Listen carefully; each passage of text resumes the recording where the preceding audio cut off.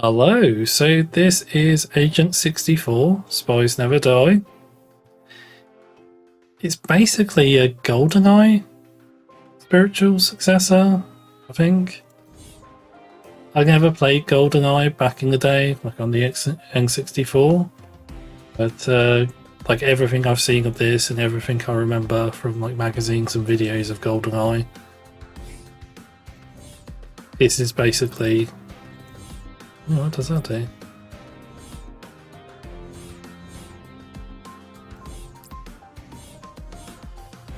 Interesting. Everything I've seen of it basically makes it seem like a GoldenEye sequel. Though it's an original game, it just has all the hallmarks of GoldenEye and the N64. Yeah, basically, it's a first-person shooter. We play a spy guy, and this is what we're doing. We're basically shooting up these guys in a tower. That's a bit die-hardy, isn't it? Don't know if that's an intentional reference. I guess it must be. How could it not be? So on the basic difficulty, which is what we will be playing, we only have these 3 objectives. There's no... It's not really a complex game. You basically wander around. I don't know if you even use items per se. You just progress by reaching different points in the game. I guess we'll see. I forget, it's been a while since I've played this. On higher difficulties, you get extra objectives. I mean, there is a use button, so I guess we must use items. So the guys with the armbands are on our side. I don't know who they are exactly. That's us.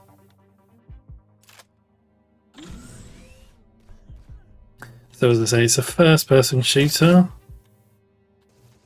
with exploding crates. Oh. Oh. God, he's eager.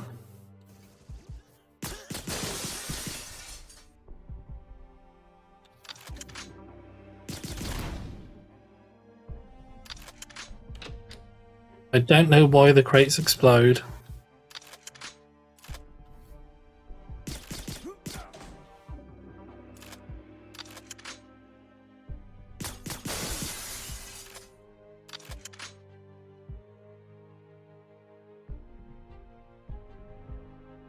Yeah, from what I can tell, it's supposed to be Goldeneye. Just without copyright infringement. And surprisingly, I actually quite like it. I remember having a vague interest in Goldeneye as a kid, but like not so much that I wanted to go out and get an N64, because that wasn't what we had. We just had PC when I was growing up.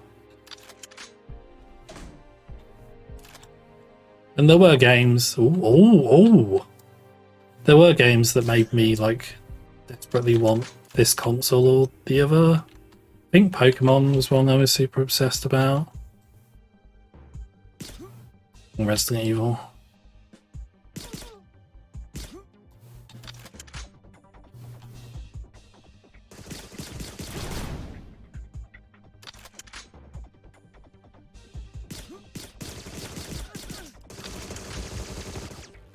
You do have to be careful. We only have so much health, and I don't think there's any healing items.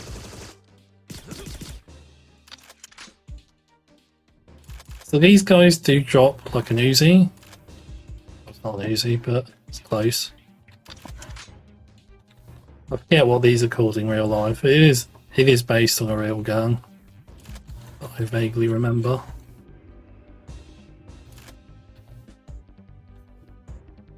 Pretty sure it is anyway. Oh. Yeah, it's like a submachine gun. Slightly less accurate, I think, but he's... Oh, look at that poor guy. Slightly less accurate, but it's still accurate enough, and it does more damage, I think. But it's more rapid fire.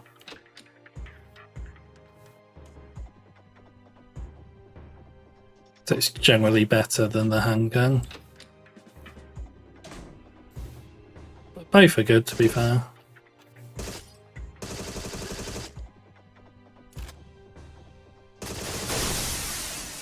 But then I think part of the gameplay with this, or part of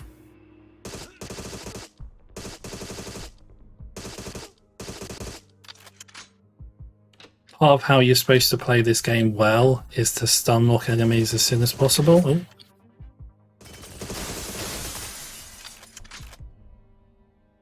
Didn't know he'd pop up there.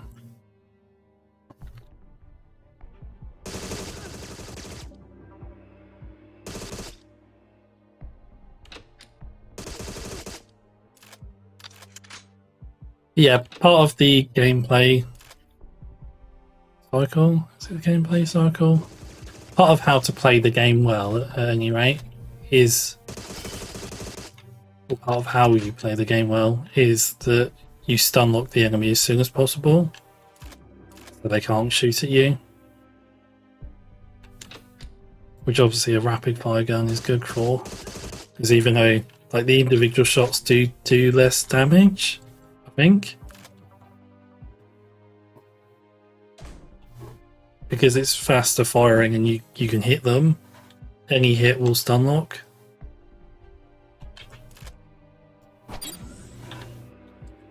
Okay, yeah, so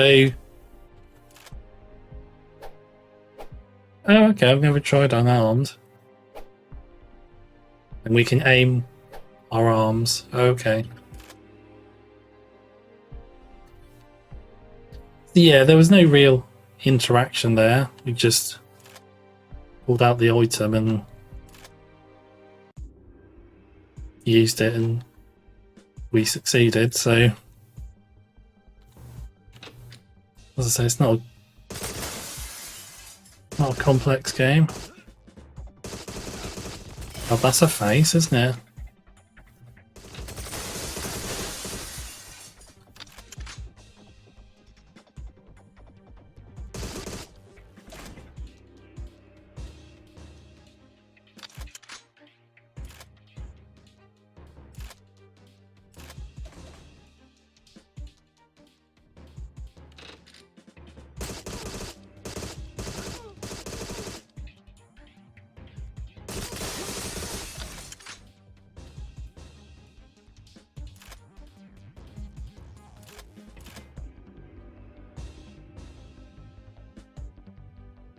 So one thing I do find interesting about these sort of spiritual successor games is, as much as they try to like emulate the look of the original, they're often a lot higher res and have a lot higher quality character models than the originals did, for obvious reasons.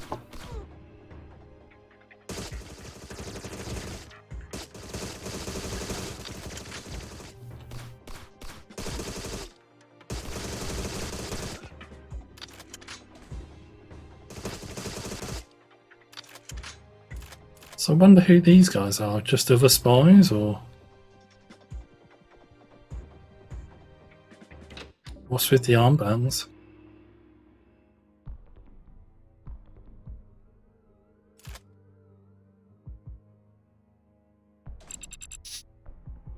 Damn, I need a key card.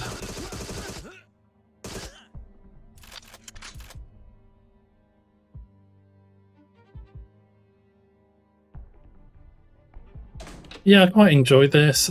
Like I say, I had a vague interest in Goldeneye as a kid, but it never went anywhere. But this is quite fun, and I do like I've said before, I like games with like a unique art style that don't just try to be hyper realistic, but you know, have a visual or have an aesthetic to them, sort of thing. A reason for the aesthetic.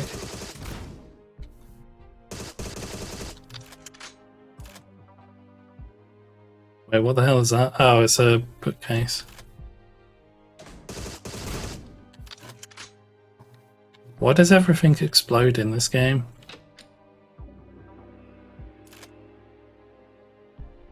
So it looks as though we lost the other spy guy because there's one dead up there.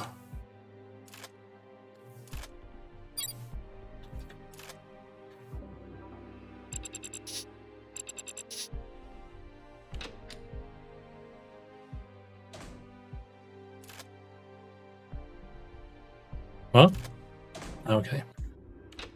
Okay, so we got 2 handguns.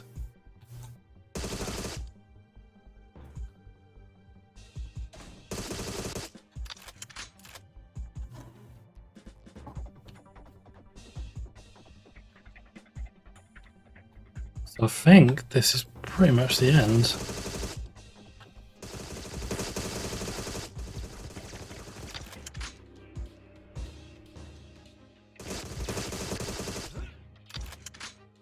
Luckily, these guys aim like stormtroopers, or have the aim of stormtroopers.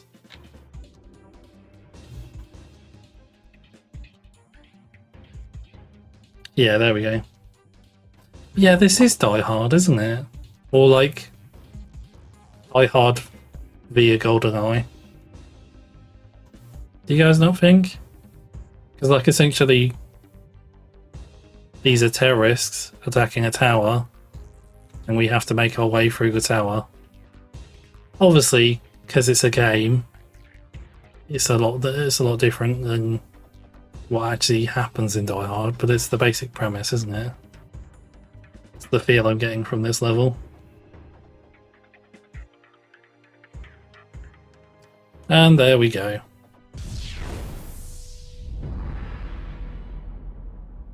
I am interested to see how this game turns out. It's another one that I may well pick up because I do find it so interesting. I just want to see like if they can make a full game out of it, and if they can keep the feel for the whole game, like make a fun experience from like a full-length game. We'll see, I guess. All worth a play though, the demo.